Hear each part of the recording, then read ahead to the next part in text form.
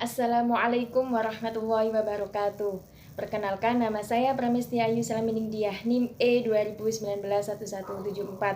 Di sini saya akan memberikan video tanggapan dari Bapak Dr. Abdul Wadud Nafis tentang perekonomian tertutup dengan kebijakan pemerintah. Perekonomian tertutup dengan kebijakan pemerintah merupakan perekonomian di mana pemerintah sudah campur tangan, tetapi belum ada transaksi ekonomi luar negeri. Sehingga pelaku ekonomi terdiri dari rumah tangga, perusahaan, dan pemerintah.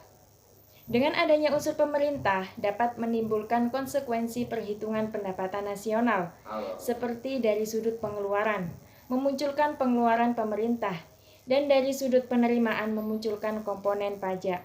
Pengeluaran pemerintah, seperti halnya pajak yang diterima pemerintah, akan digunakan untuk membiayai berbagai kegiatan pemerintahan. Pajak adalah sumber utama dari pembelanjaan pemerintah, yang sebagian pengeluaran pemerintah digunakan untuk membiayai administrasi pemerintahan, membiayai kegiatan-kegiatan pembangunan, membayar gaji pegawai, dan juga membiayai sistem pendidikan dan kesehatan rakyat. Penentu pengeluaran pemerintah ada 3. Yang pertama yaitu proyeksi jumlah pajak yang diterima. Yang kedua, tujuan-tujuan ekonomi yang ingin dicapai. Dan yang ketiga, pertimbangan politik dan keamanan. Selanjutnya yaitu aliran pendapatan dengan pengeluaran. Yang pertama yaitu pembayaran pajak oleh rumah tangga dan perusahaan kepada pemerintah. Pembayaran pajak tersebut menimbulkan pendapatan kepada pihak pemerintah. Ia merupakan sumber pendapatan pemerintah yang utama. Yang kedua, pengeluaran dari sektor pemerintah ke sektor perusahaan. Aliran ini menggambarkan nilai pengeluaran pemerintah ke atas barang-barang dan jasa yang diproduksikan oleh sektor perusahaan. Selain itu, dengan adanya unsur pemerintah juga menyebabkan berkembangnya perhitungan keseimbangan pendapatan nasional, yaitu dari sudut pengeluaran menjadi Y sama dengan C plus I plus G. C merupakan pengeluaran yang dilakukan rumah tangga, I merupakan pengeluaran yang dilakukan oleh perusahaan, dan G merupakan pengeluaran yang dilakukan oleh pemerintah. Selanjutnya yaitu keseimbangan pendapatan 3 sektor. Jika belanja pemerintah ditandai dengan G dan pajak diberi simbol TX, maka pendapatan nasional dari sisi pendapatan yaitu Y sama dengan C plus S plus TX.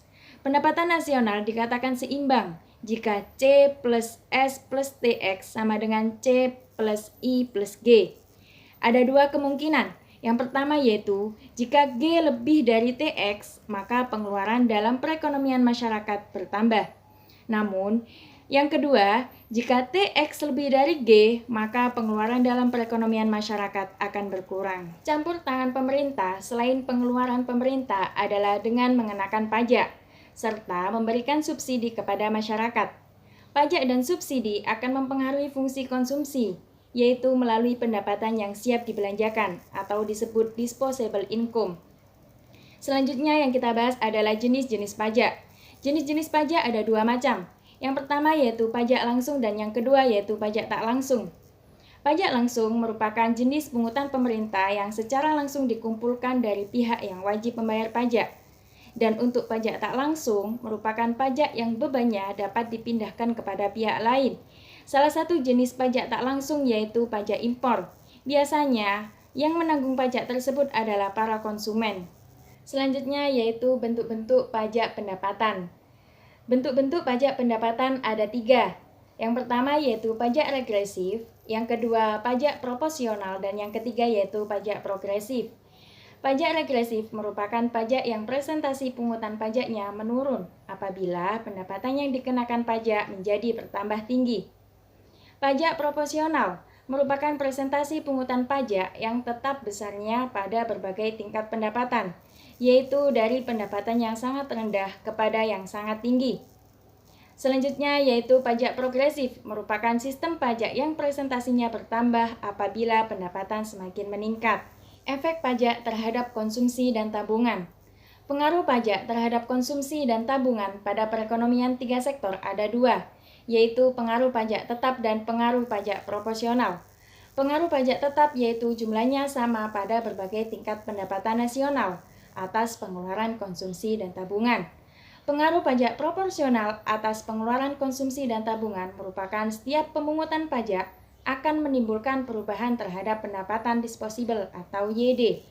Pajak sebanyak T akan menyebabkan pendapatan disposibel turun sebanyak T, maka delta YD sama dengan min T. Kemerosotan pendapatan disposibel akan mengurangi konsumsi dan tabungan rumah tangga. Jumlah konsumsi dan tabungan yang berkurang adalah sama dengan pengurangan pendapatan disposibel. Maka delta YD sama dengan min T sama dengan delta C plus delta S. Di samping tergantung pada perubahan pendapatan disposibel, pengurangan konsumsi dan tabungan ditentukan oleh MPC dan MPS. Perhitungannya dapat dilakukan dengan menggunakan persamaan delta C sama dengan MPC dikali T atau delta C sama dengan MPS dikali T. Sekian video tanggapan dari saya, kurang lebihnya saya mohon maaf. Assalamualaikum warahmatullahi wabarakatuh.